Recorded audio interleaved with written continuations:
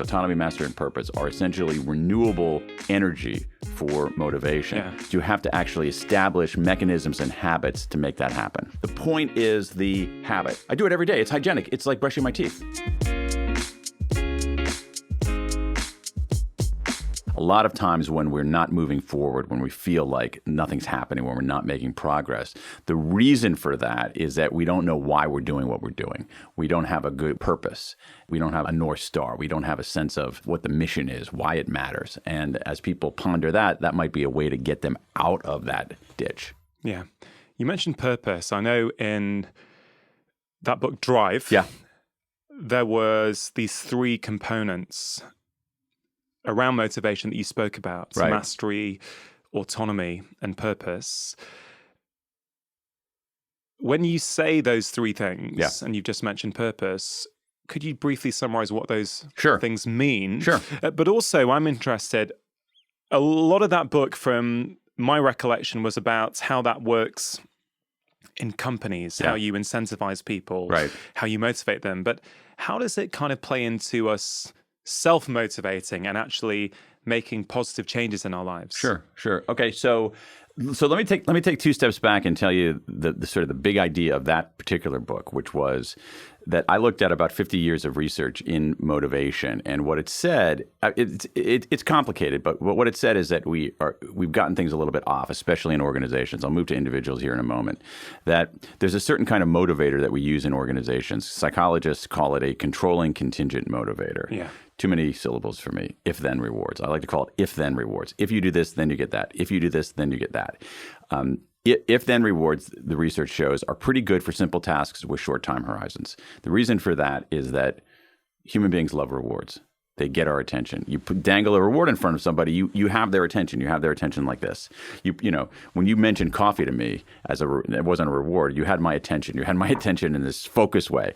That's very good if you know exactly what you need to do and you can see the finish line. However, the same body of research tells us that if-then rewards are far less effective for complex tasks with longer time horizons.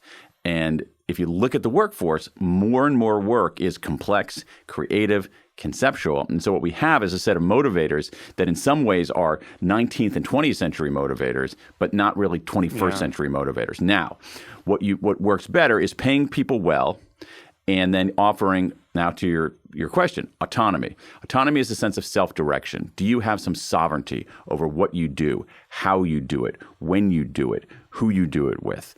Second one is mastery. Are you getting better at something that matters? Are you making progress in meaningful work?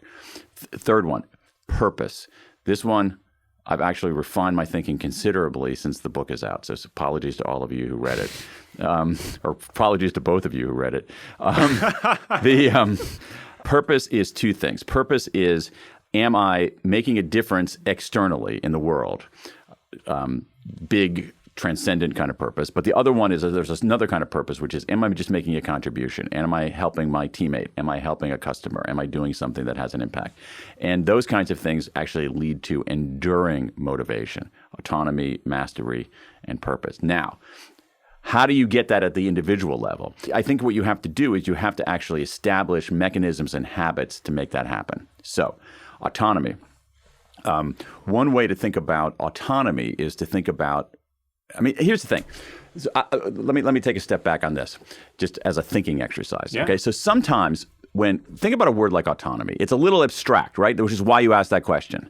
All right. So this is important. So sometimes when you have concepts that are abstract, one way that I try to wrap my mind around them is to think about what is the opposite. Okay. So think about what's the opposite of autonomy. And to me, the opposite of autonomy is control. The opposite of autonomy is control. Human beings have only two reactions to control. They comply or they defy. So if you feel like you're being completely compliant or you feel like you're being defiant, that's a signal to you that you don't have sufficient autonomy in your work. So what you can do there is you can look at the key aspects of your work and say, do I have some autonomy over my time when I do things? Do I have autonomy over my task, what I do? Do I have autonomy over my team, who I work with? Do I have autonomy over my technique, how I do my work? And if you feel like those are low, that's a warning sign that you might want to be doing something else. So mastery. I think one of the most important pieces of research in talent in the last 20 years was by Teresa Mobile, who found that making progress in meaningful work was the single biggest motivator day to day. So one of the things that you can do, one of the things that I've done for many years is establish a progress ritual where you, at the end of each day, write down 3 things that you got done, 3 ways you made progress. This is. I mean, you're a physician, so you'll understand this. This is hygienic, all right. This is part of self-care. This is part of overall physical and mental well-being. And the trouble is that we often don't know whether we're making progress, how we're making progress, because we're not getting information on what we're doing. If I were to have driven up from London to here and not have an odometer and not have kilometer marker. I mean, some of your patients might have bad dreams about that kind of thing, right? So you establish your own progress ritual. At the end of each day, list 3 ways you made progress. And then finally, on purpose, one of the things that I do as a writer is try to actually convert my own self-talk and my own questions from how to why at least a couple of times a week. So when I say, if I'm struggling writing, and you're a writer, you understand this, you're always struggling.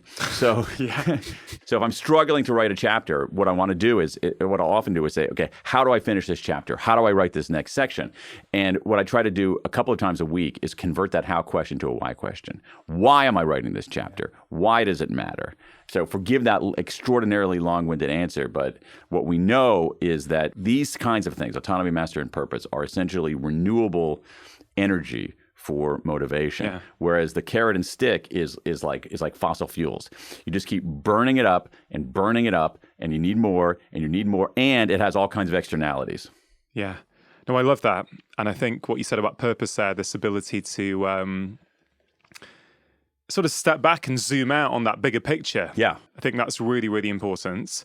And I kind of feel if someone is listening or watching this and they are struggling and they are feeling, man, what's happening to life? Like life is happening to me rather than me being in the driver's seat of life.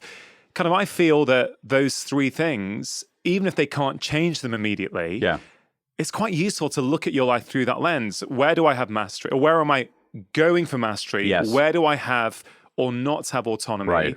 And do I have a purpose? Even that self-awareness, that's like a really important starting point. But I mean, we know from a pile of research, not only in psychology, but actually in psychiatry and in therapy, that being able to name things is extraordinarily important. It gives us a way to make sense of the world. It's fundamental to who human beings are.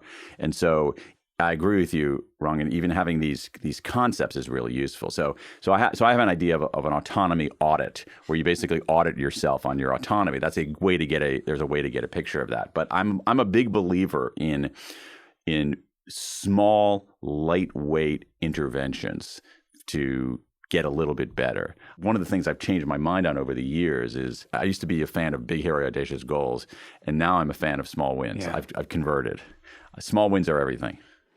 Small wins are everything. The research points that way, and if I reflect on my own career as a physician, I didn't have that view in my first few years. I thought we can do a big lifestyle overhaul and get on top of your health. And certainly what I've learned in clinical experience is that some people can do that. And generally, in my experience, the people who can do that have gone through a really significant life experience. Okay, right. Divorce. Right. Someone close to them has died, or they've suddenly got angina in their 40s and they realize, wow, I don't want to die before my kids. I want to be there. Right. So I found those people can sometimes overnight make the big change. But for pretty much everyone else, it's like the January New Year's resolution that lasts for 3 weeks, and then you go back to not only where you were before, but probably even further back than where you were before, right? So me as well, I'm a huge fan of small changes. And I think that what's true on what you're describing clinically for individuals, I've found it's true for organizations, that the way that organizations change, our theory of how organizations change is often misstated. We have this theory that the way that organizations change is some grand heroic figure comes in with a strategy that she writes, and then the strategy gets implemented and everything changes. And that's not how it works. The way that organizations change is small wins that cascade to small wins. The exception to that is exactly as you say, is when organizations themselves face the organizational equivalent of a near-death experience. Yeah. And then that sometimes wakes them up and they get moving. But, I don't want to rely on near-death experiences for people to change. That doesn't scale very well. It doesn't scale very well, exactly. And that near-death might become death before you make those changes. Right. I don't like to get myself, I'm not that keen to get that close to death. I like to avoid it for a while. In terms of this progress report, yeah, you're obviously out of your home environment. You're on tour at the moment for your new book in the UK. Yeah. When was the last time you did your own progress report? Oh, I do it every day. Did it yesterday? Yeah, of course. I do it every day. It's hygienic. It's like brushing my teeth. Are you happy to share what was on it? I'd have to go into Dropbox and see. So yesterday was. So here's what I do. I'll tell you. I'm going to have to think about it. But I can retrieve it from my head in a moment. So the key thing here is to list 3 things, because if I were to say list 10 things, I will most days get to 6 and be completely bummed out at myself. So yesterday was okay. So I remember I did a photo shoot for a newspaper article, but what I made progress on that one was that I actually, I probably shouldn't admit this, but I actually did some research ahead of time, because I stink at having my photograph taken. So I looked up some guidance on how to pose better for photographs, and so I did that. All right, so that was one thing that I did, and I think it was a better photo shoot than usual. Right? Amazing. So anyway, forgive that vanity there, because sometimes I look at photos of myself and I'm like, oh my God. I just say, weirdly enough, I was sitting on that sofa last night looking through your book, some online articles. I thought, wow, Dan's author photos are always absolutely brilliant. Oh my God. Okay. Well, maybe. So there you go. A different perspective. Yeah, different perspective. Yeah. So the other thing that was on that progress report, the list of progress, was, and again, it's idiosyncratic. But one of the things is that when I travel, like I like to exercise. Exercise is extremely important to my overall well-being. Extremely important. I can feel it in my body and my brain, and if I have a soul, in my soul when I don't exercise.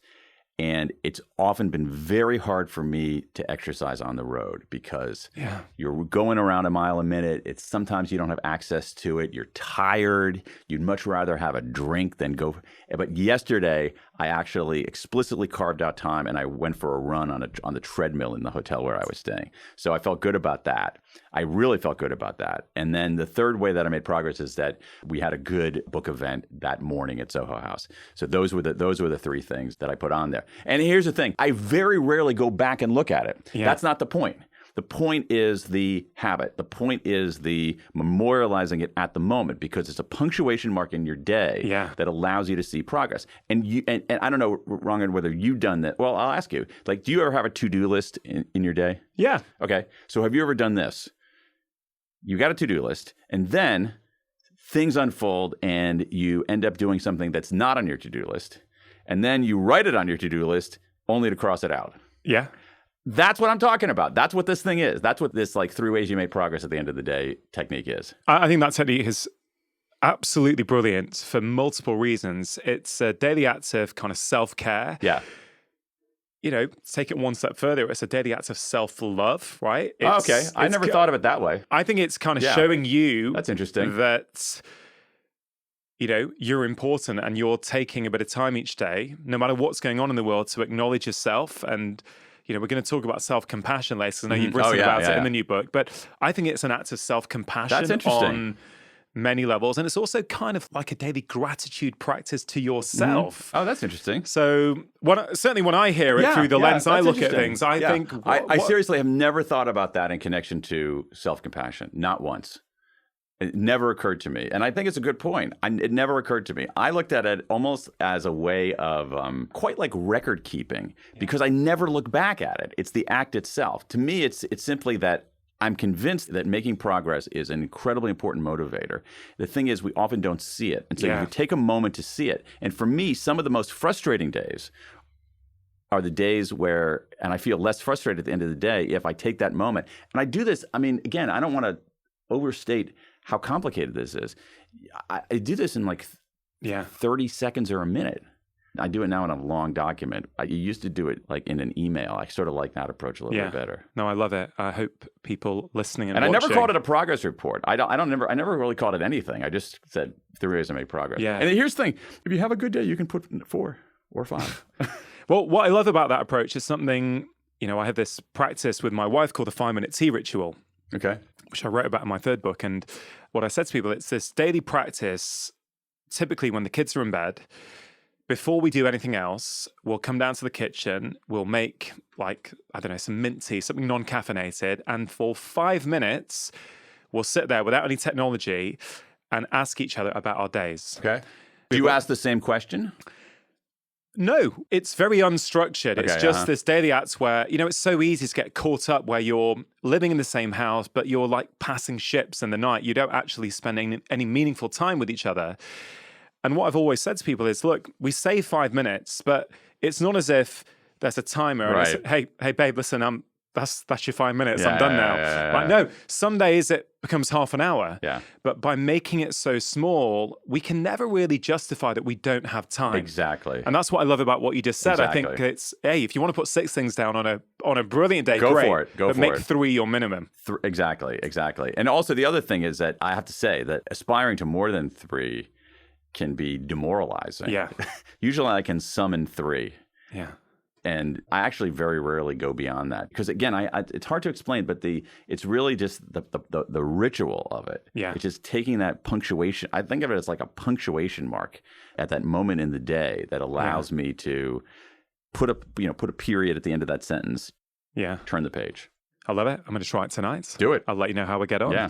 So, I love the new book, The Power of Regret. Thank you. My initial reaction when I think I got sent an email by your publicist saying, hey, look, this book's coming out. Here it is. And it said in the press release, this whole idea of no regrets is nonsense. Yeah.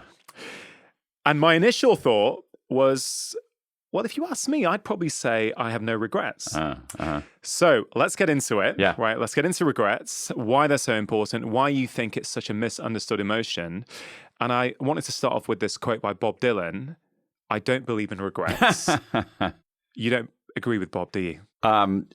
Far be it from me to disagree with a Nobel Prize winner, but I profoundly disagree with that. I don't know how the idea that one can't believe in regret is absurd, and that's not a philosophical point of view. That's a scientific point of view. Scientists have been studying this emotion for 60 years and over 60 years, and what they have determined is something that is very important to note at the top here, which is that everybody has regrets. Everybody has regrets. They're part of the human condition. Truly, the only people who don't have regrets are 5-year-olds because their brains haven't developed, because regret requires this incredible cognitive dexterity. People with certain kinds of brain lesions, people with certain kinds of Huntington's disease, and sociopaths. Everybody else has regrets. Not having regrets is a sign that you're a tiny child or you have a grave disorder. And so the thing is that regret feels bad. And so there's a puzzle here, which is that you have this emotion that everybody has. It's arguably the most common negative emotion that we experience, one of the most common emotions of any kind that we experience. It's ubiquitous, and yet it's painful. So what's the point? What's going on here? And the point is obvious if you think about evolution, if you think about survival. It's that it's useful. It helps us if we treat it right. The problem is that we don't treat it right. Is that we have this absurd philosophy that we should never have regrets. We should never look backward. We should always be positive. And that's just profoundly wrong. It's unscientific, and it's not an effective blueprint for living. So sorry, Bob, but you missed this one. What do you think we, as a society,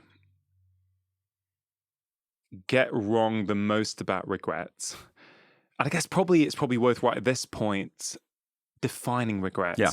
Like, what do you mean when you say regrets? So that's a great question. First of all, let's start. Regret is an emotion. It's an emotion. It's a negative emotion. It's an emotion that makes us feel bad. because what we do is we look backward and we feel bad because of a decision we made or a decision we didn't make, because of an action we took, because of an action we didn't take in the past. And we imagine that had we chosen differently, the present would be a little bit better. And it's different from disappointment because it's our fault. Disappointment is not our fault. Regret is our fault. So we have agency, and we've made a choice or not made a choice that actually we think that has produced consequences in the present that are suboptimal. And it's our fault, and it makes us feel bad. So 2 days ago, I was taking my son to the school bus stop in the car, and we were in a bit of a rush. And for whatever reason, I didn't check that his belt was on, his seatbelt.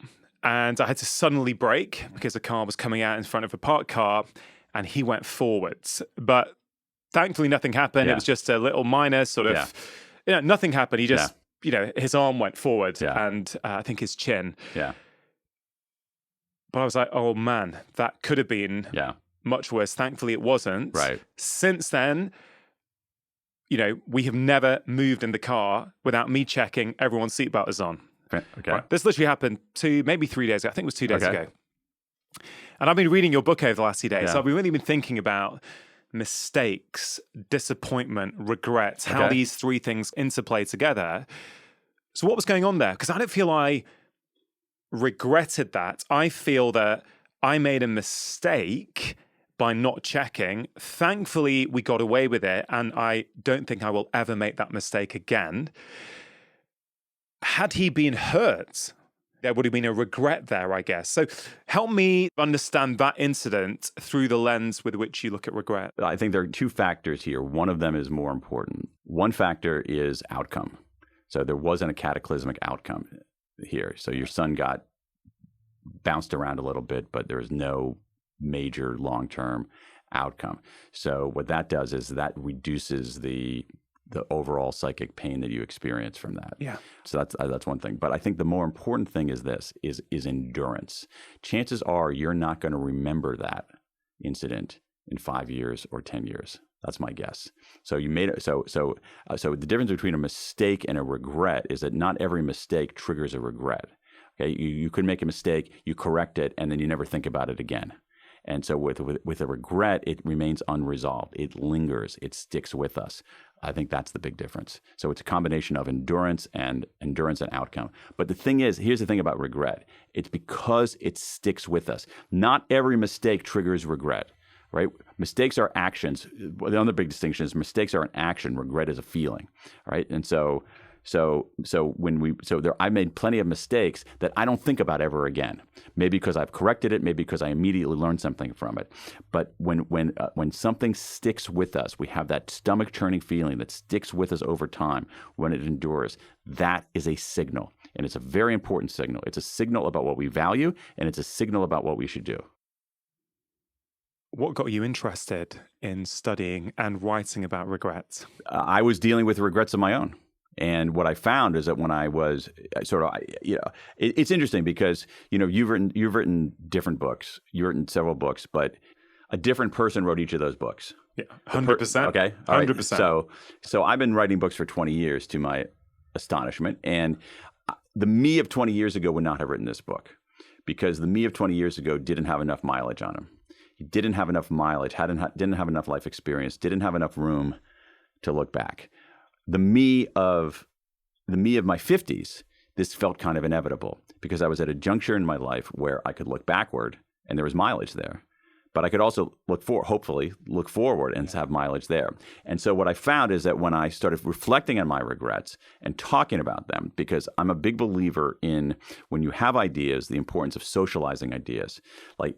This idea that this notion that, I have an idea, but I'm not going to talk about it because someone's going to steal it. That's nonsense, okay? Yeah. And so what you want to do is you want to get feedback on your ideas. And I said, God, and I wasn't even thinking about it as a book. My elder daughter graduated from university and I was at her graduation. I just started thinking about my own regrets about university. And so I came back, and here's the thing. I started talking to people about it, saying, oh, man, I was thinking about Sophia's graduation. I came back, and I was thinking about what I regretted in college. And I found that people leaned in okay, into this conversation. And what's interesting about that is that for a writer, that's a very good sign, because here you have this word that I'm pointing to, this word here on the document, regret. Okay, we don't want to deal with it. We want to hide under the couch.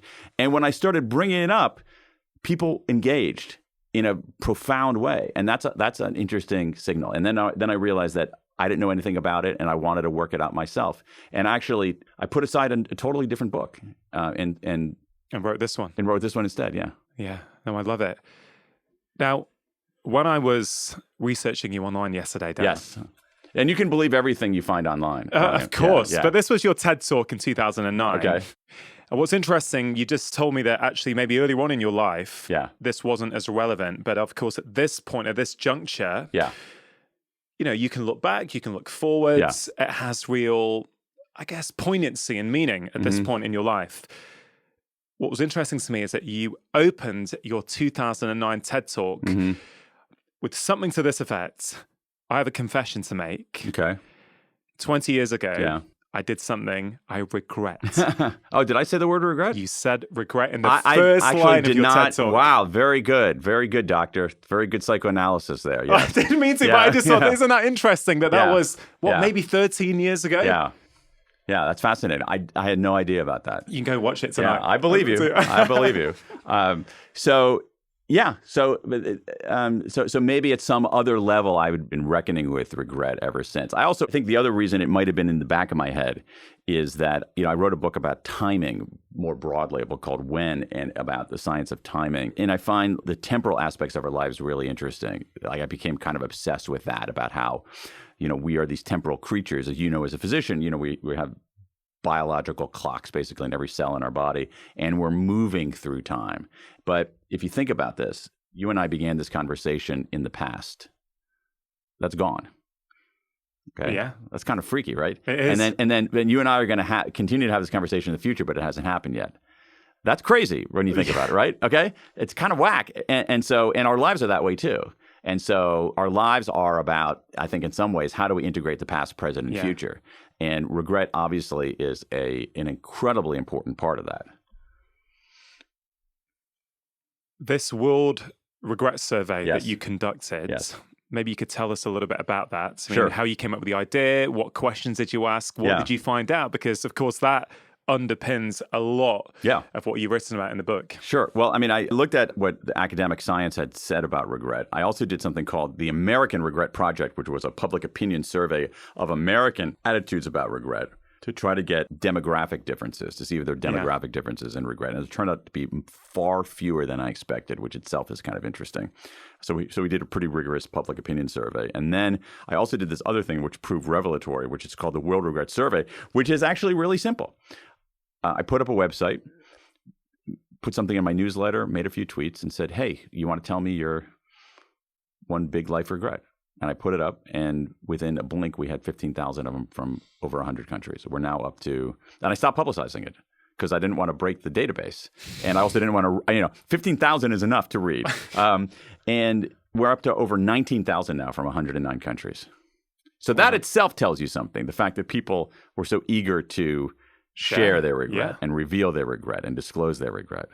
And so that proved to be a very rich source for figuring out what people regret, which ended up being, I think, a central part of what my understanding of regret.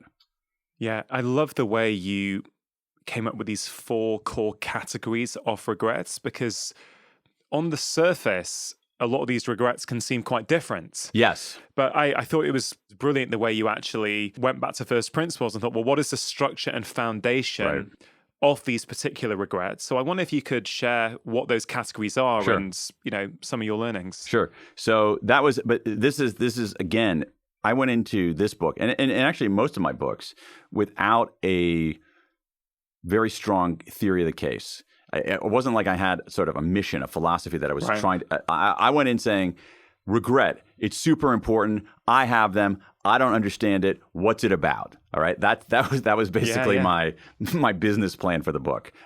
And so I initially started wondering what people regret. And the academic research showed that people regret a lot of different things. We have career regrets and education regrets and romance regrets. Then in my own quantitative survey, I asked that same question and found the same thing. People's regrets were all over the place. So I was kind of stymied. It's like, what's going on here? But what I realized in reading through thousands upon thousands upon thousands of these regrets is that, just exactly as you say, that the domain of life mattered less than what was going on one layer down. What do you mean by the domain of life? Domain of life meaning this is a regret about my career. This is a regret about my education. This is a regret about finances. This is a regret about health. This is a regret about romance, family, okay? And you started hearing the same language, hearing sometimes identical language like taking the chance, speaking up, not confident, believe it or not, introverted, those kinds of things as examples. And it didn't matter what aspect of people's lives they were discussing those things in. That language kept coming up over and over again. This is the value of qualitative research. If you go into the words, and the words convey the emotions of what people are talking about, they tell you something really important. So what I found, and let me make this a little bit more concrete. Could you just explain that term, qualitative research, to people who may not understand it? So quantitative research is, I did a poll. I asked people a bunch of questions. So things like, do you believe in God?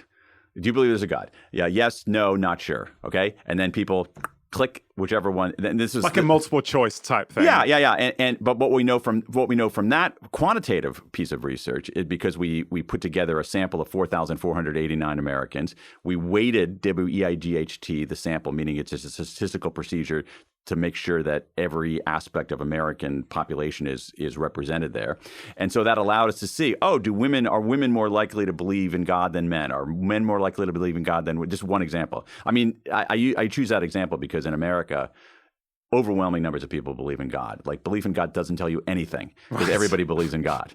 So that ended up being, because I wanted to see whether people's belief in God affected their regrets. Okay. But I learned nothing, because everybody believes in God. All right. So that's a quantitative thing.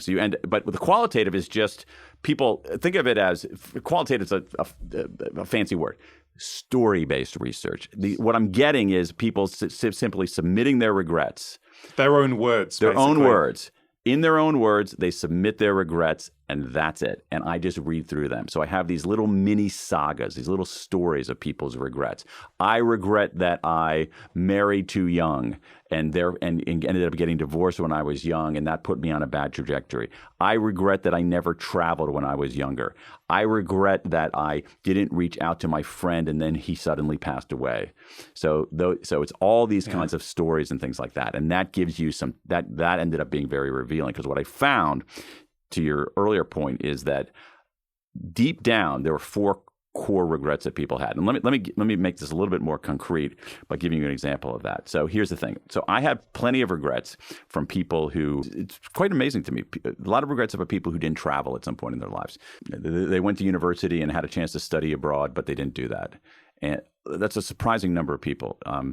Or I had a chance early in my life to travel, but I was too scared to go do a gap year. I was too scared to get on a train. I was too scared to fly, and I didn't do that, and now I regret it. Okay, so think about that as an education regret. Then I have lots of regrets in the career realm about not starting a business. This is a very big regret that people have. Huge. I always wanted to be an entrepreneur, but I didn't have the guts to do it. I always wanted to go out on my own, but I didn't do it. If I had gone out on my own, I might not be stuck in this terrible job. That's a career regret. Then I have lots of regrets about romance, that are essentially people wanted to ask out somebody on a date. And they never did. And they never did. And it bothers them 10, 20, 30 years later. Okay, so that's a romance regret. But all those regrets are the same. All 3 of those regrets are the same, even though they're in different domains of life. It's a regret that says, if only I'd taken the chance. You're at a juncture in your life, and a lot of these regrets, as you know from the book, begin at a juncture. Yeah. You're at a juncture in your life. You can play it safe or you can take the chance. And when people don't take the chance, not every time, but way more often than I would have expected, they regret it. And it bothers them for years and years and years and years. So that's one category of boldness regrets. What I hear there is this idea that we regret more what we didn't do than what we did do. Is that what the research shows as well? That is an overwhelming conclusion of the research. Wow. Both the academic research, there were not, in the quantitative part, the numbers part, the polling part of my research, there weren't a lot of like amazingly clear, stark, important conclusions there. It was a little bit murkier.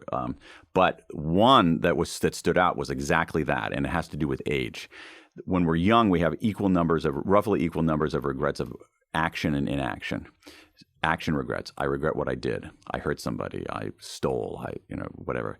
Inaction regrets. I didn't travel. I didn't ask out that crush. As we get older, action regrets diminish, inaction regrets increase. And by the time we're in our 40s and 50s, inaction regrets are probably double the action regrets. What sticks with us are things we didn't do. Big time. I'd be surprised if there's anyone listening or watching this now at this very moment can't think back to some aspects of their life where they wonder what would have happened had I made that different decision. Yeah. And what's interesting about that is that it's not only about the outcomes. It's also just about actually doing something. Like what I found, which is sort of interesting, is that when people who did take the chance and it failed, a few of them reported that as a regret. I started a business and it totally went under, and I lost money, and I wish I had just stuck with my regular job. But there weren't that many people like that. They were outnumbered probably 40-1. Yeah. By the opposite of it. And what's interesting is that even many of the people who think about the romance regrets, the boldness regrets in the realm of romance. So I met a woman and I really liked her and I wanted to ask her out and I never got around to it and I lost my chance. The people who are saying that are not saying, oh, had I done that, I would be living this blissful life today. They're not saying that. What they're saying is that I had a chance in my life to step up and do something, and I blew it. It wasn't so much about the outcome. It was about the act itself. It was about having a moment in your life when you could do something and you didn't. That's what really sticks with people. And they're less outcomeist than I would have expected. So tell us about the other three categories. Yes. So we get that overarching kind of look. So what we've got what I call foundation regrets. Foundation regrets are if only I'd done the work. These are regrets, some of which you write about. So they deal with health. So things like I didn't take care of myself and now I'm 60 years old and I am woefully out of shape and have chronic health problems because of decisions I made in nutrition and exercise earlier in my life. Other regrets, a lot of regrets about spending too much and saving too little. There was nobody truly who had a regret. Oh, I spent too little money. Not a single person had that, all right, as a regret. But spending too much, lots of people. Saving too little, lots of people. I thought it was pretty interesting. A lot of regrets about people not working hard enough in school or in university, more than I would have expected. Wow. Because it's like, I should have listened to my parents and worked a little bit harder. Because what it did is that these foundation regrets, I use the word foundation, is that you make small decisions in your life that no single one of which is cataclysmic. But the accumulated force of them is massive. So, and you find yourself in a position later in life where you're like, oh my God, I totally messed up and I have a lot to undo here. So that's foundation regrets, if only I'd done the work. Moral regrets, small category, intensely felt. If only I'd done the right thing. Once again, you're at a juncture. You can do the right thing. You can do the wrong thing. You do the wrong thing. Most people regret it because most people, when we can talk about this, I think most people want to be good. Yeah. I think most people are good, actually. I think most people are moral and want to be moral. I think they want to be. And I think most of us probably think we are. Or we like to think we are. I remember in that section of the book, you write a bit about Jonathan Haidt's research, which I found super fascinating, that we do not make moral decisions based upon reason. Oh my. Maybe can you expand on that a little bit? Yeah. So I brought in that book. Haidt has a book called The Righteous Mind. I encourage everybody to read it. That makes two very important points. One of them has to do with what is morality. And one of the things that you see around the world, if I go to this World Regret Survey, 109 countries, somebody in the UK and somebody in Japan and somebody in Amarillo, Texas in the United States will agree that asking somebody out on a date is bolder than not asking somebody out on a date. All right. Starting a business is bolder than staying in a lackluster job. Okay, consensus about that. We have consensus about connection. What should you reaching out to someone you care about. All right, we have consensus about that. We have consensus about foundation. Take care of your body. Morality, we don't have full consensus on. We have consensus on some things, according to Haidt's research, and I think he's spot on. There's certain kinds of morality that like basically harming other people. Yeah. I bullied somebody. Around the world, everybody thinks that's wrong. Political ideology, almost everybody thinks that's wrong. Harming and cheating people, almost not quite universal, but very widespread. People think it's pretty wrong. black and white for most people. Other things are not. Okay. So things about like duty and sanctity and purity. So I'll give you one example. It's a little bit of an American example, but it is perplexing to some people. I have people who say, I regret not serving in the U.S. military. Several people like that. And it wasn't, it wasn't a boldness regret. It was because I missed the adventure. They say, I feel like I let down my country. I had a duty to serve. I had because we don't have conscription in the United States. You don't have it here either. I had a duty to serve. It was an act of patriotism to do that, and I betrayed my duty. Yeah. Now, there's some people in America and elsewhere who say, what the hell are you talking about? Yeah. You don't have any moral duty. And they say, yes, I do. And the people who disagree with them are wrong. It's like these are people who believe in the morality of duty. And not all of us have, as Haidt puts it, that moral taste bud. But it doesn't mean that it's a wrong taste bud at all. It means that it's just another taste bud. So it's things like that. So moral regrets are highly individual, I guess. They're idiosyncratic. Some of them are more idiosyncratic than others. So you're going to get a little bit more disagreement. And basically what it is that you have a traditionally conservative political philosophy has more moral taste buds than traditionally liberal philosophy. Liberals care about care and harm, and conservatives care about duty and sanctity and purity. So morality is a little bit more complicated. Now, that said, most of the regrets were in the things about care and harm. They were regrets about bullying people, hurting people, cheating people, marital infidelity, those kinds of things. When I hear that, I think of the term alignment in the sense that I've been working on a model of happiness over the last year or two for my upcoming book, and I got this concept called core happiness, which is what I think we are all wanting in our lives, and it has three components: alignment, contentment, and control. Alignment is when your actions match up with your values. Okay. And I very much hear that as you talk about moral regrets. I hear very much that this is when potentially we've done something that isn't really who we really are. And actually there's this kind of disconnect and this kind of fault line. And we, it just eats away and erodes us from the inside because we regret it. We're thinking about it because you can't really hide from yourself, can you? It's still there. You know, you lie in bed at night by yourself. If you have done the wrong thing, according to your own morals, right, then I could see why so many people would regret that. Oh yeah. And it's also it's directly related, because one of the things that regret does, when we experience regret, remember, it's a signal. It's a signal. Okay, the way we get regret wrong is that we think of regret as something that's meaningless, something that we should ignore because feelings don't really matter and because you should always be positive and never look backward. Yeah. That's a bad idea. What's also a bad idea, perhaps even a worse idea, is ruminating on these regrets, bathing in these regrets, wallowing in these regrets, letting them capture you. What we want to do is we want to think about them. And when we think about them, regrets do two things. One, to your point, they clarify what we value and they instruct us on what to do. And I think that's clear in all four categories, but it's especially clear in the moral category. And I'll give you an example from my own experience. So I have regrets about kindness, especially when I was younger. I was never a bully, ever. But as a younger person, both in school and university, as a young professional, I was often in situations where people were being excluded. People were not being treated right. People were being left out. Yeah. I saw it happening. I was right there. I didn't say a word. I didn't step in. That bothers me.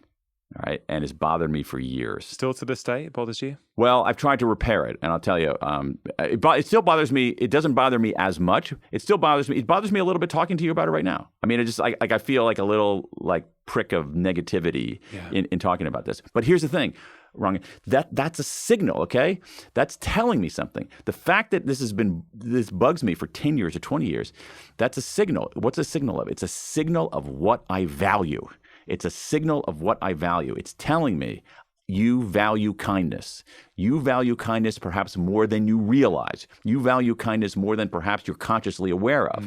All right? And so if you think about that, you don't say, "Oh, it doesn't matter.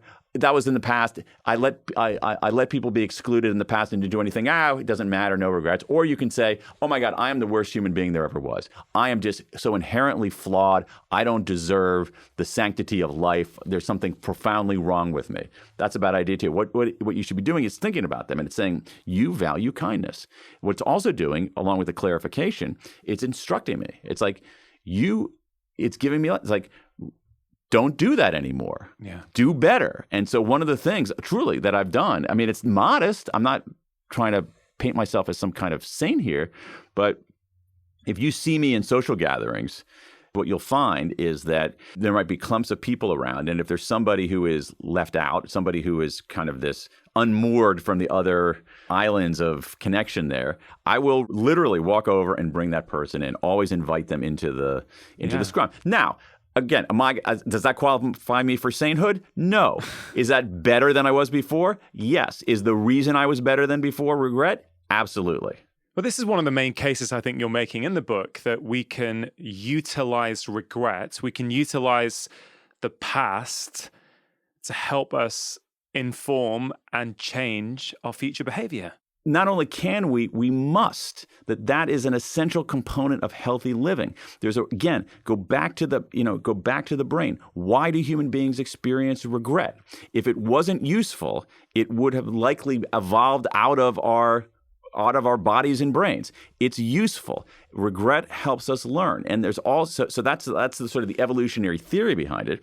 But we also have evidence from social psychology showing that when we lean into our regrets, we become better negotiators. We become better problem solvers. We become better parents. We become better strategists. We have more meaning in our life. That regret, again, clarifies what's important to us and instructs us on how to do better. And so this is why I don't like the no regrets view. The no regrets view, which from the book, I got all these people with tattoos that say no regrets. All right. It's nutty, right? So, but if you have a tattoo that says no regrets, it's like you might as well say a tattoo that says no growth, no learning, no doing better. And I think the big problem here, I'm realizing even more now that the book is out, is that especially in secular society, we don't do a very good job of helping people deal with negative emotions. Yeah. I think that point about secular society is really key. And I want to just discuss for a moment this idea of no regrets that does permeate through society, because I kind of feel, if I'm honest, that prior to reading the book, and I love what's in the book. I think it's absolutely brilliant. But I think there's two different ways to interpret no regrets. Okay. Right? So I think, yes, a lot of people are interpreting that as, I'm not looking back, just moving forward, staying positive. Right? I have no regrets. Yeah. When I think about myself and I feel that I have no regrets, I feel that what I'm saying is, actually, I know my past mistakes. I've spent time with them. They've changed how I look at the world. I'm not going to beat myself up about them. I was making the best decision that I could at that time based upon what I knew. And there's a real acceptance. Like for me, I know I want to talk about self-compassion because I know it's part of the book. And, I'm a huge fan of Kristin Neff and her work as you are.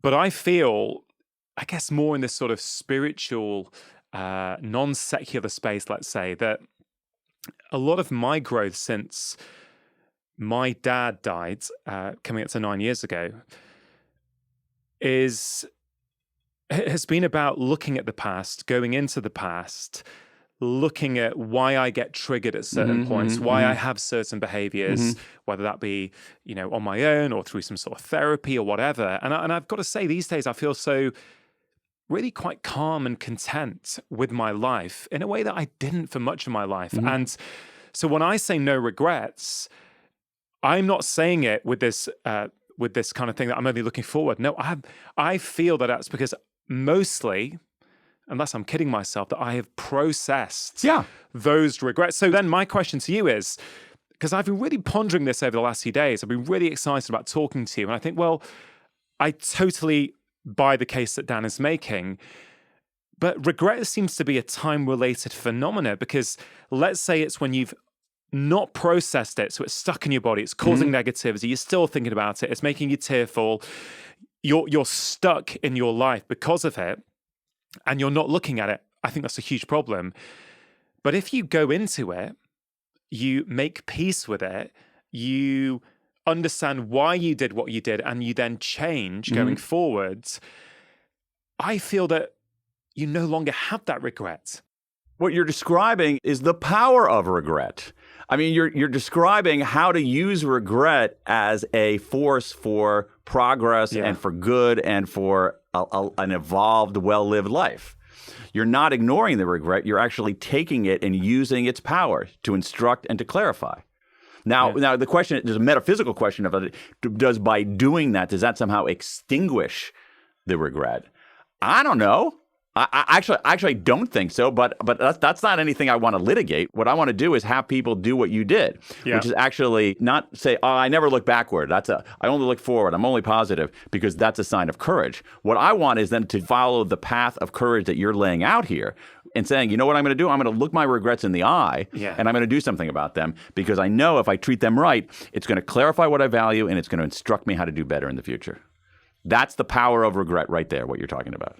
No, I totally get that. And I guess there's also this view that all of our past, every single component of our past has made us who we are today. That's true. So therefore... But you can still regret that. Here's the thing. To me, I can keep both of these ideas in my head. Let me give you a personal example of it. So you mentioned the fact that I years ago said that I regret going to law school. All right. And I do. But I also met my wife in law school. So if Satan came here today and said, I'm going to make you a pact, all right? You can go back in time and avoid going to law school, but the price you will pay for that is not meeting your wife. I'm like, I'm good.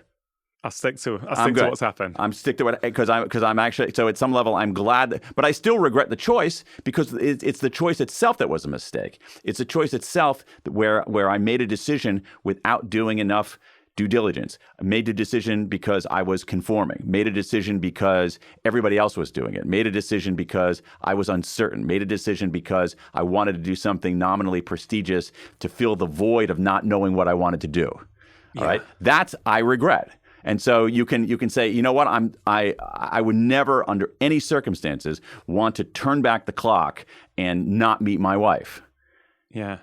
But I can still regret the underlying decision because it was a bad decision. And by looking that decision in the eye, I can learn what matters to me. And in that case, what mattered to me is that I was over-indexing on conformity. I was over-indexing on security. And I was woefully overconfident in what I knew about the world. Well, this is a really important point that I think about a lot. And you particularly, certainly in my experience, see this in the educated middle classes. I've heard before in an interview that you've given that you were a middle-class kid from middle America and you're not sure why you went to law school. Yeah. And I kind of feel that there's many people of that kind of, let's say, upbringing in the UK, all over the world, who end up in these kind of jobs. I know this in medicine. The amount of doctors who are deeply unhappy with their jobs. Yeah. And their compensation for that is too much wine on a Friday and Saturday night to kind of numb the frustration, because so many people sleepwalk into their career choice. Bingo. Right? It sounds like that potentially was you. And then if we go back to autonomy, mastery, and purpose, I kind of feel, sleepwalking into your career choice, well, there's no autonomy there. you're certainly probably not finding your purpose. No way. The purpose is in some ways is conformity. The purpose is not disturbing. Yeah. And you're never going to get mastery. It's harder to get mastery. It's harder to get mastery Yeah. because if you're not engaged with that. Right. Yeah, I think this ability to hold these two conflicting things side by side is really important. Rather than saying all good or bad, it's like, no, you know what? Yes, it wasn't the right choice for my career, but I met my wife there. Right. Right. So much in what you said there. So one of the things is that our brains are amazing. You know that is, our brains are amazing. We can do counterfactual thinking. That requires a lot of dexterity. Can you just explain counterfactual? Yeah. So we can envision things that run counter to the facts. So we can conjure a world that didn't really happen. Okay. So we're basically, it's a form of storytelling. So there are different kinds of counterfactuals that we can do. We can do a downward counterfactual. Imagine how things could have turned out worse. All right. That makes us feel better. That's an at least. I made a mistake in my higher education, my graduate education path, not cataclysmic, but I made a mistake and I regret a higher education choice, but at least I met my wife. All right. That makes me feel better about the choice. It doesn't extinguish the regret. And it doesn't say, oh, therefore I have nothing to learn from that choice at all. It just balms that feeling a little bit. The thing about downward counterfactuals, at least, is that they make us feel better, but they don't on their own make us do any better. Upward counterfactuals, if only, make us feel worse, but they help us do better. And that's the king. And the thing is, and what makes this not complicated, what makes this uncomfortable for people is that we want the instruction, we want the clarity, but we don't want the pain and discomfort. And I'm sorry. That's not the deal you're being offered. The deal you're being offered is you're going to have to take some of that discomfort because that discomfort is going to lead you into clarity and instruction. But you can't have one. Yeah. It comes as part of the package. And there's a reason. The thing is that if onlys make us do better, and regret is the ultimate if only upward counterfactuals make us do better because they make us feel worse. Yeah. The feeling worse momentarily is central to it acts as a spur to clarifying what we care about and doing things better in the future. One other thing that I got to get in here because you were talking about sleepwalking because it's so important. So let's go back to William James, the father of modern psychology. Yeah. I quote him in this book, his well-worn comment that what is thinking for? What is thinking for? Thinking is for doing, he says. Thinking is, why do human beings think? We think because we have to do. Right? So the question then is, what is feeling for? And I don't think we fully answered that question. Some of us think feeling is for ignoring. Some of us think feeling is for feeling. My view is feeling is for thinking. Feeling is for thinking because thinking is for doing. And so if we channel our William James, feeling is for thinking. Feelings are signals. Feelings are data. Feelings are information. If we personify feelings, particularly negative feelings. A negative feeling is not some stranger that walking down the street that you never have to think about again. That's a bad idea. Yeah. But it's also not a hanging judge passing final judgment on your worth as a human being. It's someone who's delivering a newspaper to your house saying, hey, there's some information here. You might want to take a look at it. That's what that is. And so feeling is for thinking because thinking is for doing, as William James told us. Now, the reason I mentioned William James is your sleepwalking point. William James said something that has haunted me my whole life. And he said, most of us go through life only half awake. That has bugged me, Rangan, ever since when I read that, and I'm trying to remember I can't remember what the specific essay was. When I read that, most of us go through life only half awake. It was like being jolted with electricity. Yeah. It was like sticking my finger in a socket. I'm like, is that me? Am I going through life only half awake? And I think that living in fear of going through life only half awake is not necessarily living in fear. Living with the consciousness that too many of us go through life only half awake is important. And I think that going through life only half awake can be the consequence of not reckoning with our negative emotions, particularly our most common negative emotion, regret, not having enough autonomy and self-direction in our life, not making progress and achieving mastery, and not having a purpose. Yeah. One of the most important things I do on a daily basis to help me with mental well-being, with contentment, frankly, for my levels of happiness, is a daily practice of solitude. And I actually think solitude is very, very much underrated. I think it very much plays into what you've just said, because what you're saying is you got to sit with that discomfort. You got to listen to the signal that your emotion, that your feeling, that potentially your regret is giving you, right? But it's so easy now. It's always been easy to distract ourselves. It's probably easier now than ever before, whether it's our phone or social media or whatever, emails. We can always go outward and sort of basically not have to turn inwards. So therefore, we don't know what we're feeling. We've never spent time sitting with that feeling. So therefore, we can't process it. And, I remember as a junior doctor, I remember being at I think it was in the Royal Infirmary in Edinburgh. And we got taught about early warning signs. And I remember being really mesmerized as a kind of straight out of medical school, that this idea that actually if we do certain observations, heart rate, respiratory rate, oxygen saturations at regular intervals, and you can put them into different zones and you can predict with reasonable certainty who is going to end up in high dependency units or intensive care in 4 hours or 5 hours. And by doing that, we can take aversive action so they don't end up needing that high dependency or intensive care beds.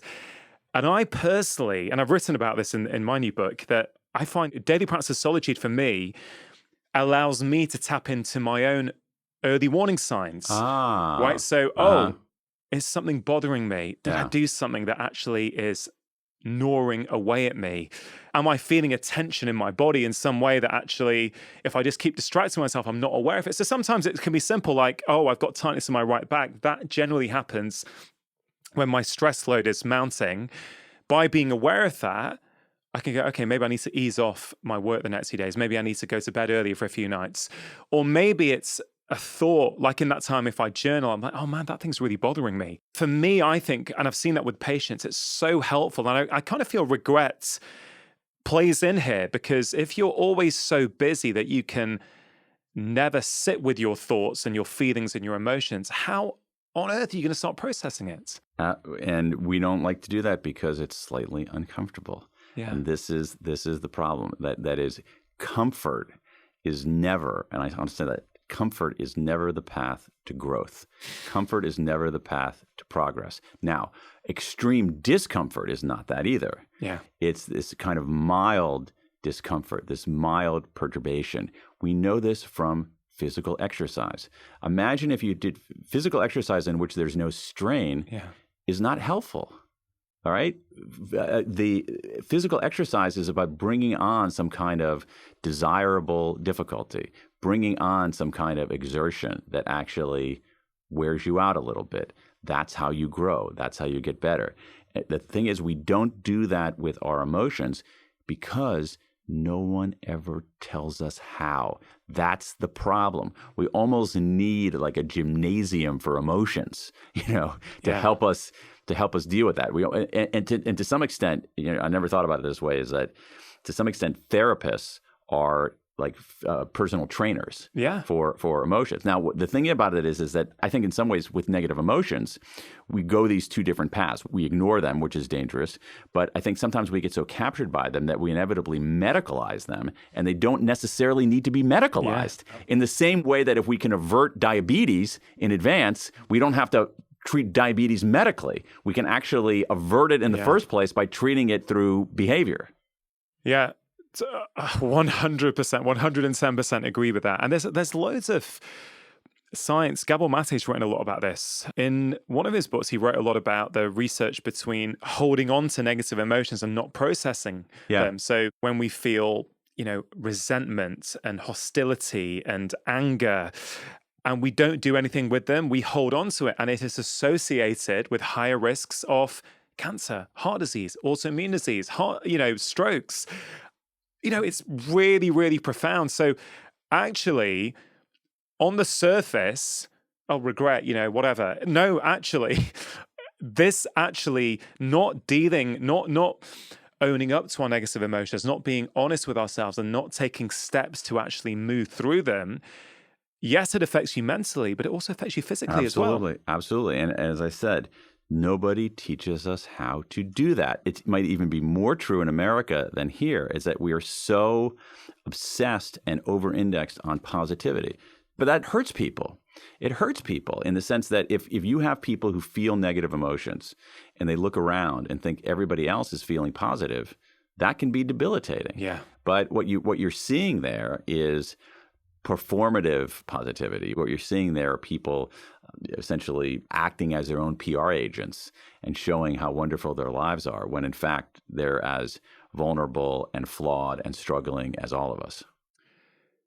I think that's one of the real gifts of your new book to the world, is that you're talking about it. You're sharing all of these stories that people have shared with you on that survey, and you're making people feel less alone and go, oh, wow. Absolutely. And what for me, what I did as an experiment yesterday, I thought, okay, I'm talking to Dan tomorrow about regrets, and he's done this survey. So yeah, I'm just going to put it out on my own channels, for people to share their regrets. And what was really interesting, I did it on Instagram stories and I did it on Twitter. Okay. Now, of course, they're different audiences. Yeah. On Instagram, I probably had over 200 replies in just a few hours, right? I printed off some over here, which I want to go through with you. On Twitter, I didn't get a single reply. Now, interesting. Why? I've been thinking about this all morning. And on Instagram, the way I set it up on the poll, you are replying privately to me. So not everybody sees what your regret is. Right. And on Twitter, it's all there in the public. Now, this is not a scientific experiment. There are different audiences. I have more people who follow me on Instagram than Twitter. So there's all kinds of reasons. But it made me think, is there something about that they can share it with me or with you on your survey anonymously, but people still feel slightly reticent about sharing it in public? Do you think there's something there? I think there is something there, although sharing it privately is sometimes the first step to sharing it, sharing it publicly. My survey was completely anonymous. Yeah. It was totally anonymous. But here's the thing that's surprising, is that I gave people the option of I said, your survey is anonymous. All I wanted was the location, the gender identity, and the age. But otherwise, I had no idea who they were. However, I said, if you would like to be contacted for a follow-up interview, please leave your email address. And we had more people than I would have expected willing to offer up their email address. Now, it wasn't the majority anywhere close. It was about 2 out of 3 people remained anonymous, but 1 out of 3 is a decent number of people who were willing to do that. And what's interesting about this is that the willingness of people to share their regret with a complete stranger is itself telling. The volume that you are getting, the volume that I were getting is telling. What it says is that there's this pent-up demand for people who want to talk about it. Why? Because it's an unburdening and, very important, it's a way to make sense of it. It is a part of the essential process of dealing with these negative emotions, of sitting with it, whether it's of having that moment of discomfort, and instead of fleeing from it by scrolling down your phone as like a digital narcotic to relieve a little bit of that psychic discomfort, you actually sit with it and recognize that discomfort is part of life, and discomfort is a desirable part of life. It's the same thing, wrong? And think about something like stress, chronic stress, terrible for you. Yeah. All right. Acute stress, occasionally, not that bad. Gets you moving, gets you to do things, motivates you. Imagine if we never felt any kind of stress. We would never get anything done.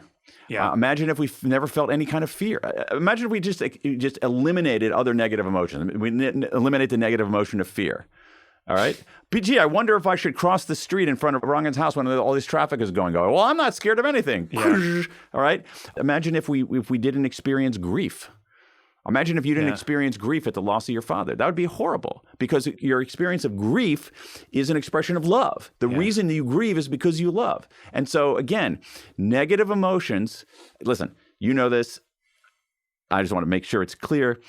We want positive emotions. We want a lot of positive emotions. Positive emotions are great.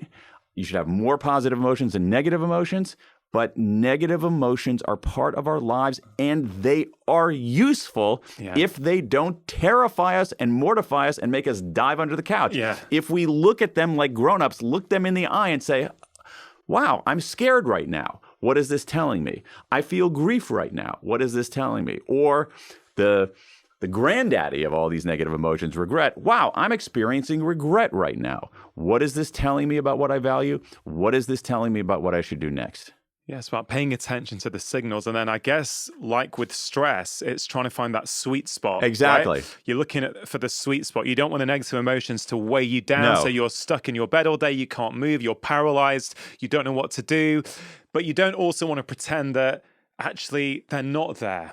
And, you know, for me, when I hear that people shared with you anonymously, at least initially, like it makes me think of something that's become really, really clear to me in my clinical practice is that awareness is the first step in any significant change. I know that sounds really obvious, but actually, I just don't feel like sometimes people say, okay, I'm aware now, what do I do? It's like, okay, well, I want to get to you.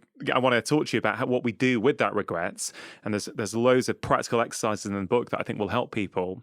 But I think we sometimes undervalue even just that first step of awareness, right? So I think many people who replied to you, and now that I'm thinking about it, the hundreds who've replied to me on Instagram, I would imagine since sending that little message, I imagine they're thinking about it today. Absolutely right. There's no question about it. Exactly. So maybe they were getting on with their life, and then they suddenly saw this question in my Insta stories, and they're like, oh man, and let me read to you some of these. Yeah, I'd love to hear these. I'd love to hear this. Okay, so regrets that I found. Okay, so this is not part of your regret survey. No. This is just a non-scientific experiment.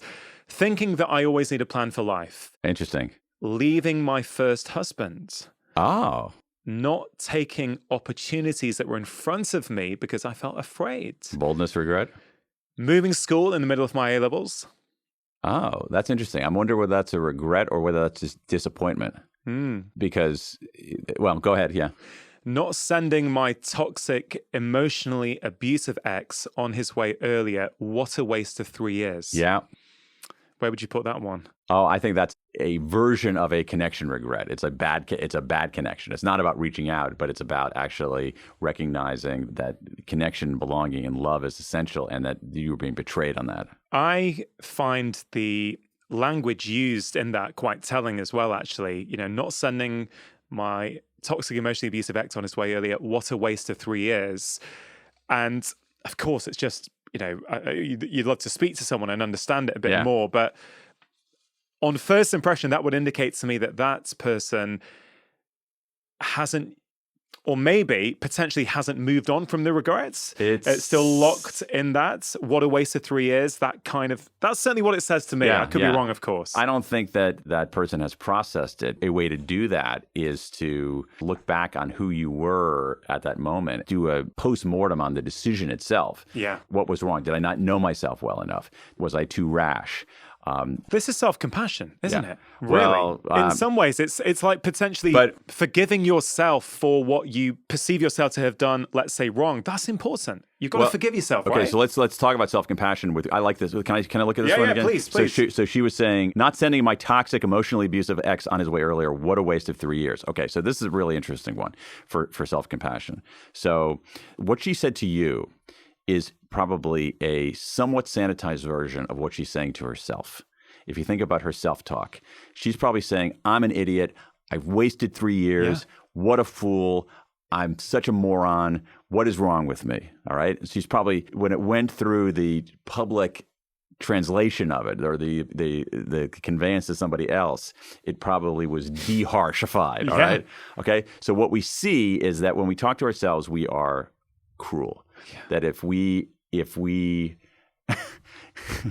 you were to somehow get into my brain, the language center of my brain, and put like an amplifier to amplify it out into the world so that people could hear my self-talk, you would think I was an abusive nut, the way that I treat myself. All right. That's really bad though. Yeah. So what self-compassion says is don't do that. Instead, treat yourself with kindness rather than contempt. So what she's saying here, if that's actually a milder version of what she's saying to herself, she's treating herself with contempt. Yeah. Rather than with kindness. Don't do that. Treat yourself with kindness. That's what self-compassion teaches us. Recognize that your mistakes are part of the human condition. And there are so many regrets like this. Yeah. So many regrets I'm sorry, whoever this person is, you're not that special. Like, a lot of people have this regret. It's not like you're the only person who's made this mistake. And then also recognize that it's just a moment in your life. So I don't know how old this person is, but it's a moment in your life, doesn't fully define your life. And when you do that, you can begin the sense-making process. You can treat yourself with kindness rather than contempt, recognize that it's part of the human condition, and then recognize that it's a moment in your life rather than the full definition of your life. Some of the regrets are things that people potentially can't do anything about because that situation has now changed, right? And so the last one I wrote down, and this one definitely connected with me deeply. This one is not expressing my gratitude to my father before he passed away. Oh my gosh. First of all, I'd love you to explain which of the 4 core regrets might that fall into. Mm-hmm.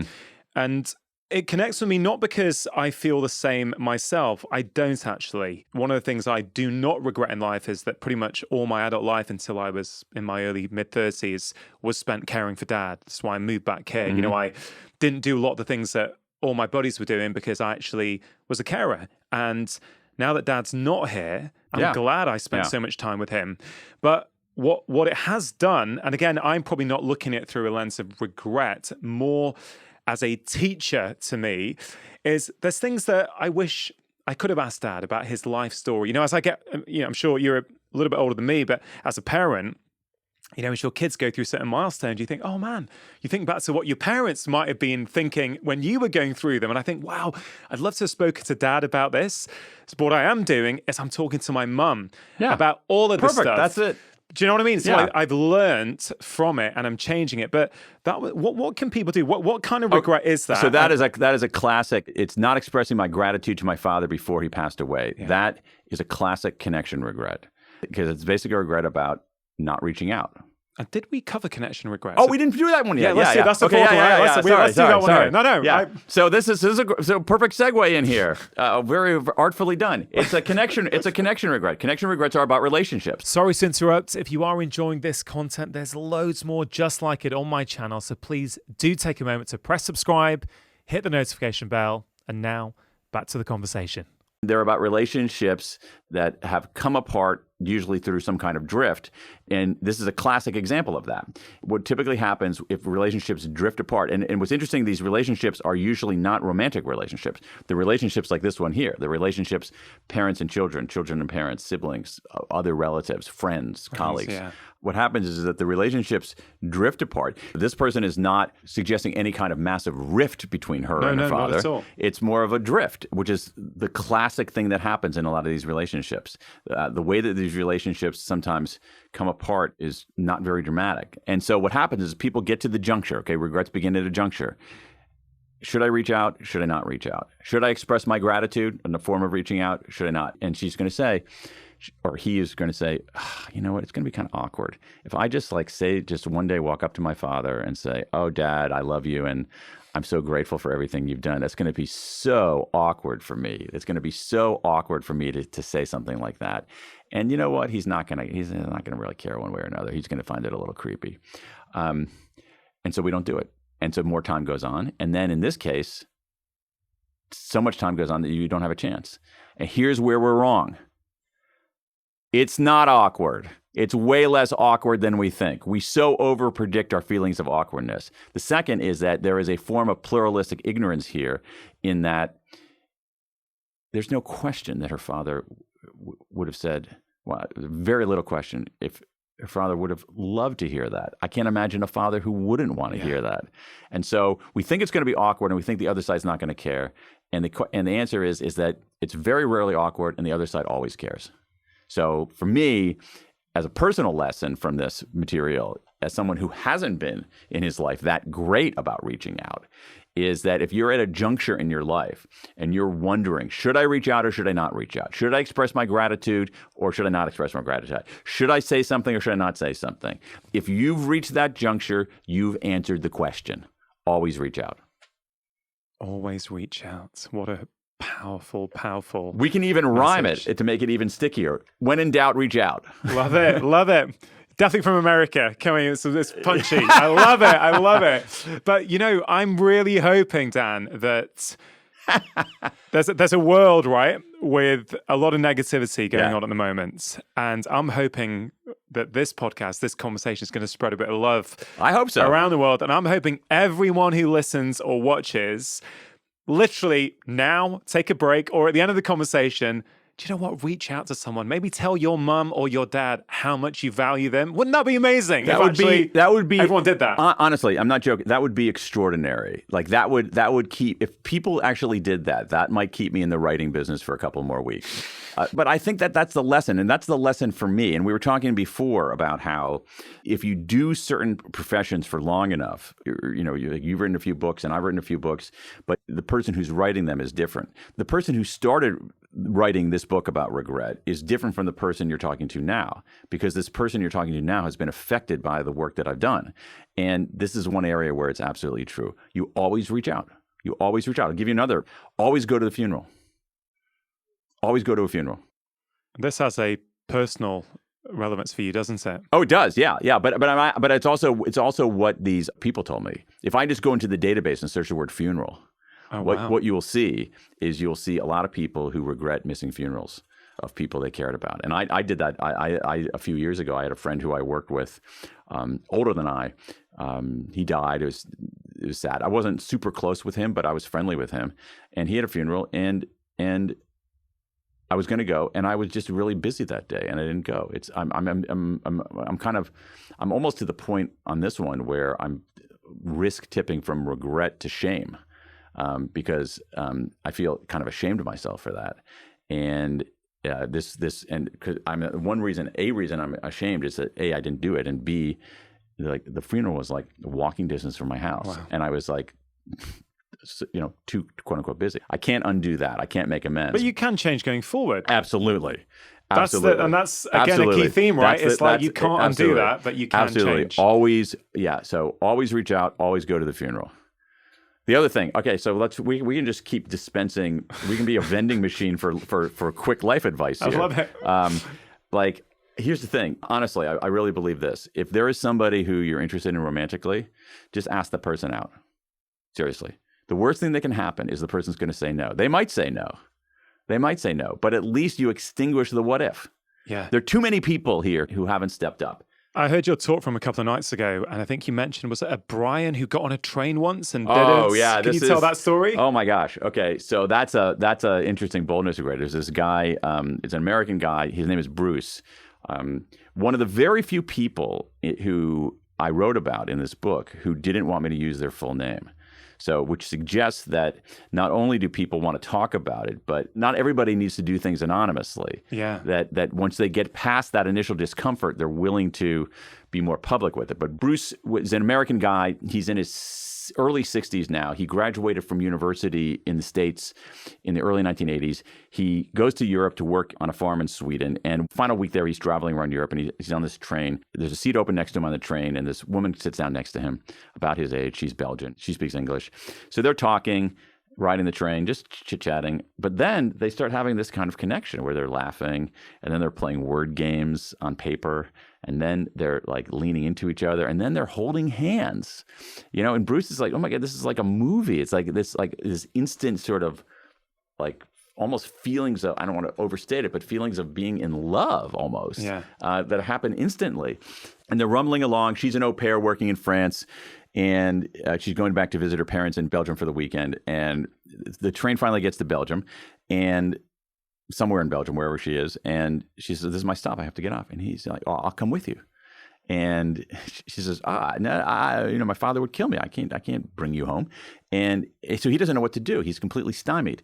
And he, again, this is before cell phones, and so he doesn't, he can't say, okay, here's my text, just text me. He takes a piece of paper and he writes his mother's postal address on a piece of paper. His mother lives in Texas. Postal address on a piece of paper, rips this piece of paper, hands it to her. They kiss. She exits. And then 40 years later, Bruce fills out the World Regret Survey and says, I'd always wish I'd stepped off the train. And so I think there are a lot of lessons in Bruce's story. Yeah. But there is a meta lesson, which is step off the train. What people what people regret, we were talking about this earlier, what people regret what they didn't do. What they didn't do, particularly when it comes to boldness. And let's go back to this point about outcomes with Bruce. Bruce, who I talked to, he's a lovely guy, and I talked to him, interviewed him several times just to get the full texture of his story. And what Bruce never once said in all these conversations, if I had stepped off the train, I would have this blissful life. He never said that. That he didn't conjure some alternative life that he could have led had he stepped off the train. Yeah. It was at that moment the 22 or 23-year-old Bruce had a chance to do something that was bold, that would have led to growth, that was an expression of who he was, and he didn't do it. Yeah. And 40 years later, 62-year-old Bruce is still bugged by that. And that tells us something. Step off the train. Yeah, I mean, I don't know the state of Bruce's life today, if he's married, if he's in a relationship. He is married. Yeah, he's married. Yeah, but what's interesting for me is that stayed with him for 40 years. That, for me, that is like you're holding that in your body, emotionally, physically, you're holding on to that. And actually, that is having an impact in some way, unless you are open with it. And this speaks to the wider point that sometimes we try and shut out and we pretend this stuff isn't happening. And another big theme I get from your book is honesty. Be honest with yourself. Yeah. Like if you're feeling it, yeah. Okay, even if you don't know what to do with it yet, be honest, write it down, do something. Well, absolutely. But writing it down is actually powerful for other reasons. Writing it down or even talking about it is one of the most important things that we can do with our regrets for a whole host of reasons. One of them is this honesty. It's a form of self-confrontation. But the other thing about it, which I found the research quite fascinating, is that when we experience, so emotions almost by their nature are abstract. Right, so something like love or joy, it's an abstraction, right? You could give me the chemical properties for the caffeine in here, right? We can make sense of what caffeine is in this coffee, right? We can draw the molecular structure of caffeine and identify it perfectly, right? But there's no molecular structure of joy or bliss or love or anything like that. Okay, it's abstract. Same thing with fear and regret and so forth. So emotions are abstract. That's what makes positive emotions so great, is that they're abstract, they're vaporous. It's like you're in a fog of joy. But it's also what makes negative emotions so menacing, because they're amorphous. And so writing it down, talking about it, writing about it, converts that abstraction into words. Words are concrete. Things that are concrete are less fearsome. And that's an essential part of the sense-making process. I mean, going back to the start of our conversation, your daily progress report, right? That's the same thing. You're writing. Yeah. You're writing it down. Instead of it just being out there, did I have a good day? Did I have a bad day? Right. How's life going? Actually, no. These are 3 things where I made progress. Right. Exactly. It makes it real. Exactly. The other thing, Dan, that comes to me was I look through these responses people have given. Over certain topics, you have regrets on both sides, right? So there's a lot of people who've said, not leaving a toxic relationship earlier, not leaving my husband, not breaking up early, staying too long. But there's one here at the top of the page, which is, I regret leaving my first husband, right? So some people regret staying too long. Yeah. Some people leave, they think there's something better out on the other side of man, I wish I'd never done that. Right. So I find that fascinating. Yeah. But then I thought, I want to talk to you about sexual regrets. Oh, okay. And the reason is that, the reason is it comes up a lot. It's reader's favorite footnote in this book. Really? Yeah. Well, that a lot of people are, that I've read from your survey, that whether it's you putting on Twitter or here in the book, is I regret cheating on my partner. Oh, okay. That's right? sexual regret. Oh, Okay, yeah. Well, you can talk about the other one in a minute if you want, because I don't know what that is. Because I'm not sure whether the infidelity is a sexual regret. I actually think it's a betrayal of trust. Yeah, well, actually, this is where I was going. So most of the ones I've read are saying, I wish I hadn't cheated. What was I thinking? It wasn't worth as you say, the betrayal of trust that came. I was weak in that moment, right? I've read loads of those. But there's one here on, I think, page 188 of your book, 71-year-old female from Michigan. Oh. I regret not being more sexually active. Right. And I thought, God, that's fascinating. Yeah. Right?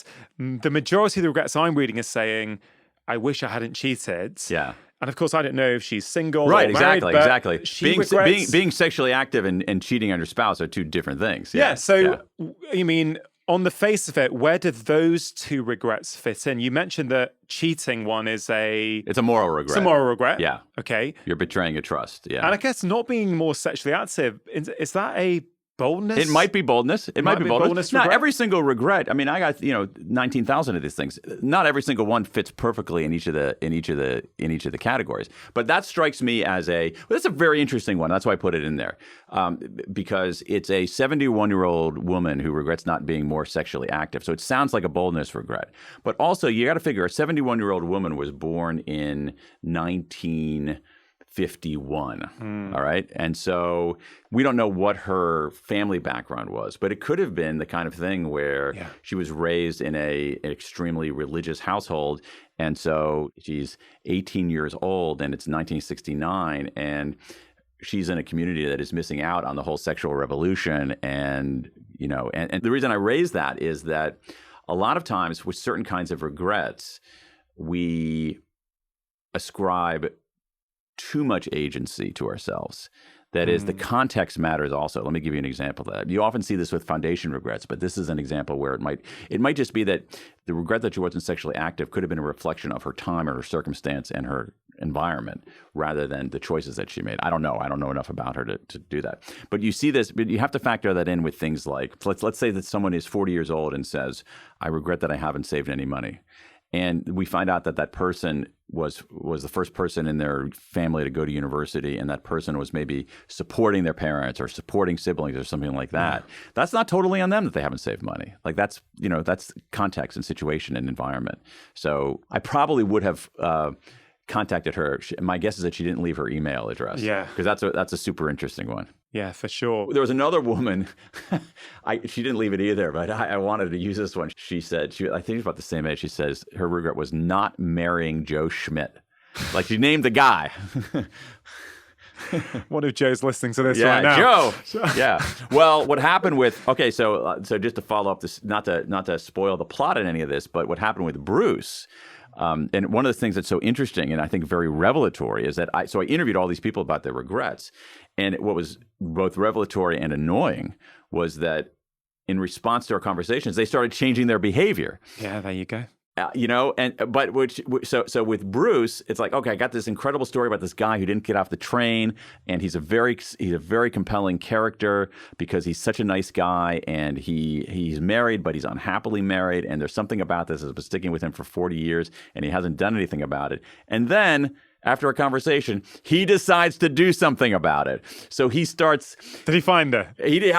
To my knowledge, he hasn't found her yet. Oh. But he started posting on like Craigslist misconnections. Oh. Yeah. Like he started taking... And said that, there's another woman in the book who had this friendship that had drifted apart, and she didn't want to reach out to her friend. And the reason she didn't want to reach out to her friend was that she thought it was going to be, her words, that her friend would find it creepy if she reached out after 25 years, and she thought it was going to be really kind of awkward, and I didn't reach out. And then, so I write this part of the book, and then, maybe a month later, I get an email, guess what I did? And I'm like, no, you didn't, please, I have to rewrite it now. So that happened with Bruce, it happened with some of the other characters, which suggests that when people start actually confronting these things, they change their behavior. But to my knowledge, Bruce has not found this woman, but if do we know her name? We do know her name. Let's put it out there. Come on, let's find her. Yeah. Well, actually, that's a great point. I assume she's still in Europe, and this is a popular podcast in Europe. So if your name is Sandra and you're Belgian and you worked as an au pair in France in the early 1980s, and one evening we're on a train with an American guy named Bruce holding hands and playing word puzzles, he's looking for you. He lives in Spokane, Washington. He's been thinking about you for 40 years. He's looking for you. Go to my website, danpink.com, and go to the contact form and email me, and we can make this. Oh man, this would make my year, can you imagine? my decade of this happens. Yeah, can you imagine? But if there is a reunion, we're going to bring all these cameras we have here. Yeah, we're doing it. We're going to you and I. It's our new show. We're going to pitch this as a show. Reunions with Rongan and Dan. Yeah, man. I think that's got a punch to it. Yeah. It's got a certain punch to it. Yeah. When I mentioned sexual regrets before, your mind went to a different kind of regrets that apparently a lot of your readers are super interested in, unsurprisingly. So what did you mean by that? I didn't write much about it, but there's a footnote in here that people are like, why'd you put that in a footnote? Because it's so interesting. It had to do with sexual. It had to do with. Sorry, I've all the scribbles in the book. It's a book well read. So there weren't that many gender differences in regrets. Yeah. And I was able to make reasonable. I can't make any claims about gender differences based on the qualitative portion, the story portion of the research. But on the quantitative portion, the public opinion poll, I was able to crunch the numbers and see some mild gender differences. Men tend to have more regrets about careers, women more regrets about family, but not by a wide margin. That's actually not even that interesting, I think. But there's other research, not mine, that shows a gender difference in regret, in that men tend to regret the people they didn't sleep with, and women tend to regret the people they did sleep with. I'm oversimplifying, but not by much. That is so interesting, isn't it? Yeah, I should have. Yeah, so that's what everybody said, and I didn't make a big deal of it, and I put it in a footnote. Come on, Dan, that's your next book deal, surely. You think? I think that's a global bestseller. Well, I have to say, like the marketer in me sort of blew it by there it is. I think I see it right here. Yeah, here it is. For those of you reading along at home, it's on page 155. Footnote on page 155. Yeah, doing that difference. But the marketer in me sort of blew it because I should have had a chapter called "Sexual Regrets." Actually, I should have called the book that "Sexual Regrets: How Looking Backward Moves You Forward." To start bringing this to a close, you've very powerfully made the case for regrets. Obviously, we've spoken about disclosure, awareness being the first step in a change. Yeah. But for people who this is really connected with, and they're like, man, you know what? I've got some regrets in my life. Maybe even hearing these other regrets from other people has brought up for them. Yeah. What kind of advice would you give them as to how they can, start that process of dealing with it, processing it, and then ultimately moving on from it? Sure. So as we were talking about, start with self-compassion. Treat yourself with kindness rather than contempt. Very important. Treat yourself with the same kindness you treat somebody else. Recognize that your missteps are just like anybody else's. Disclosure, that sense-making process, that writing about it, talking about it, is extremely important. I think the first step, doing it privately, as people did on your Instagram feed, but don't discount disclosing it publicly, because we make another error here in that we think that when we disclose our vulnerabilities, people think less of us. Mm-mm. They think more of us. Yeah. Not in every time, but often. Then the final step here, and this is the key, you have to extract a lesson from it. So if you treat yourself with kindness and you do the sense making, you got to find a lesson.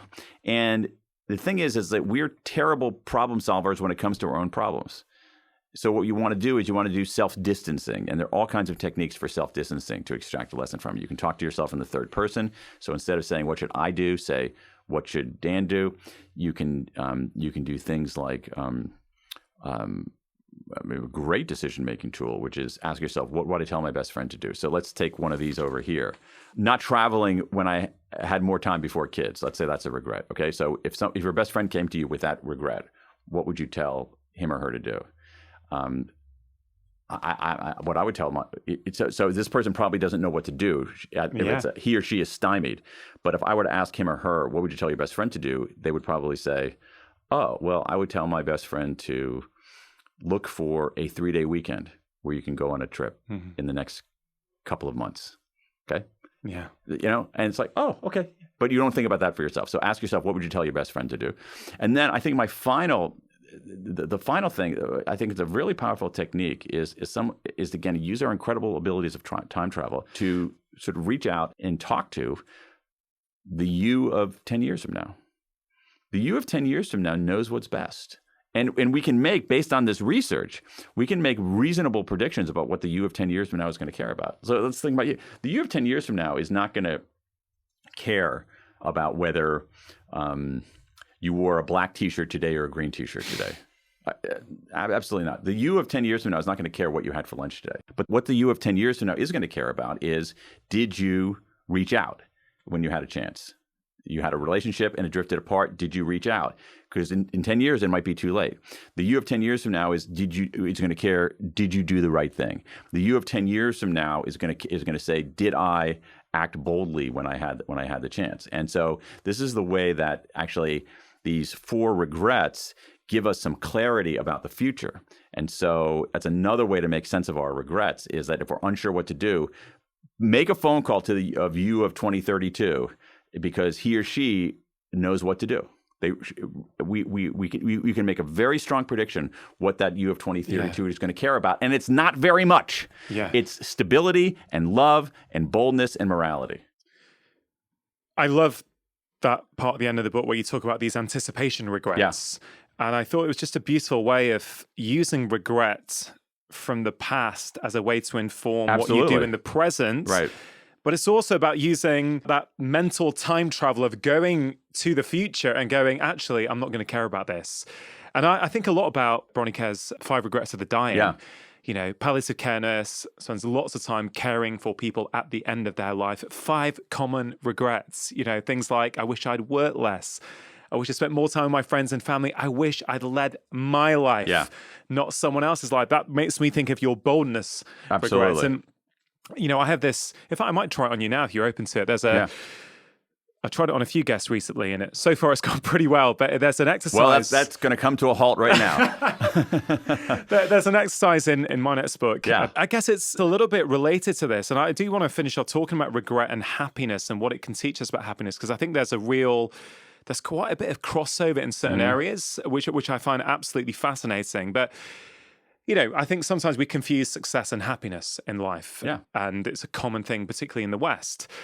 And that's a good point. And it's a very simple exercise. It's basically, the first part of it is, what are 3 things that you could do this week that you think would truly make you happy? Such an interesting 3 things that I could do this week to really make myself happy. Or even say last week when you're at home, because obviously I appreciate you on a book tour at the moment in a foreign country. Oh yeah, because if it was this week, I would say the first thing that would make me happy would be coming on your podcast. That would obviously be number 1. Let's say next week. That's a brilliant question. I would say, I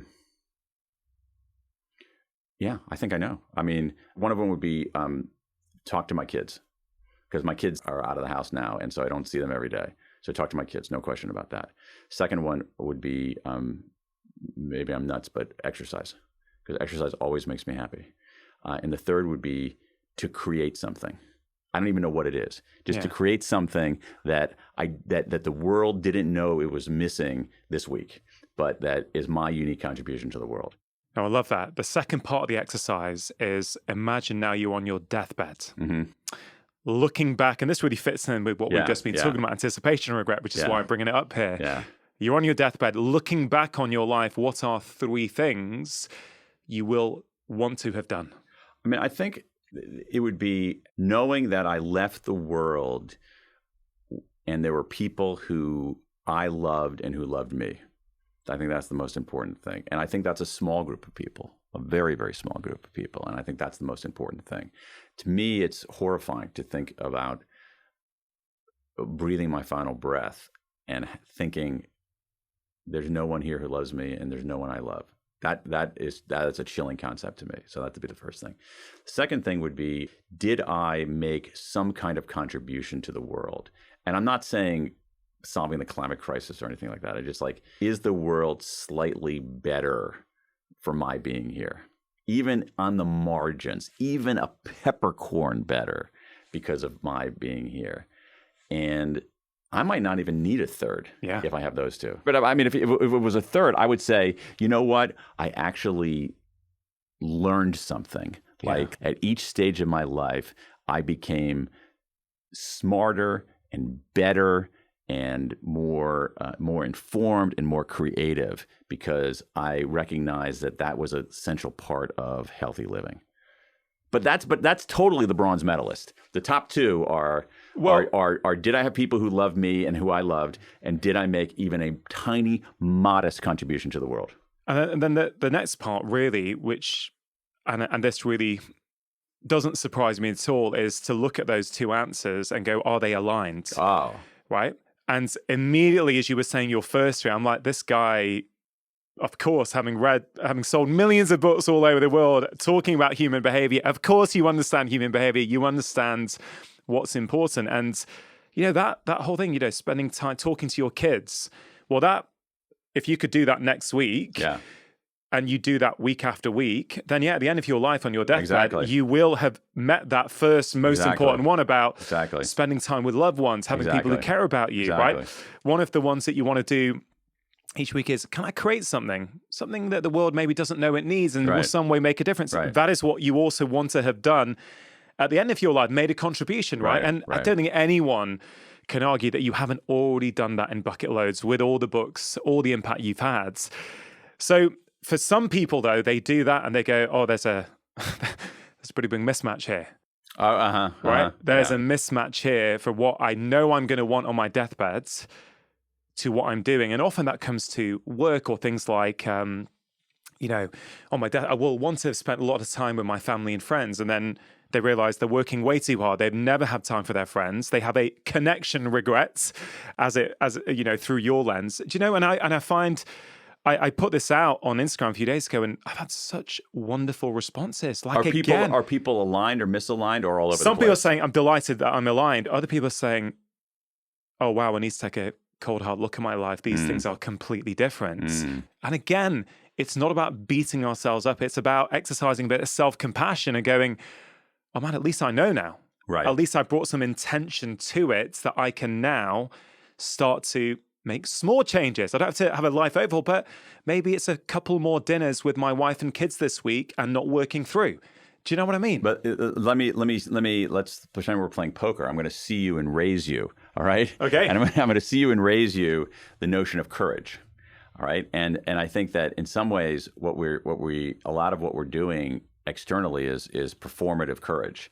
And what really is courage is doing that exercise. That it takes courage to do that exercise because you have to stare your imperfections and your reality in the eye. And you can't sanitize it on social media. You can't balm it with a few glasses of wine. You have to actually confront it, and confrontation is inherently uncomfortable. But we can push past the discomfort, and I really think that so much of our lives, and it's interesting because I might feel this. I think I believe this more deeply because of our conversation, is that so much of our lives are spent avoiding discomfort when maybe what we should be doing is actually welcoming discomfort more affirmatively. That's what I'm trying to do with regret. But I think in general, too much of our lives are spent trying to bypass discomfort rather than just simply recognizing that in a more almost like Zen-like state, hey, discomfort is part of the human condition. Let me welcome it into my life, because the more I do that, the less likely I'm going to be to have that discomfort metastasize into something that's destructive. Super, super powerful, Dan. I think, huge fan of your books. Thank you. This one is another classic. People are going to love it. This podcast is called Feel Better, Live More. When we feel better in ourselves, we get more out of life. Right. You have studied human behavior. You've written so many books on different aspects of human behavior. Putting it all together now for people who are listening, people who are watching,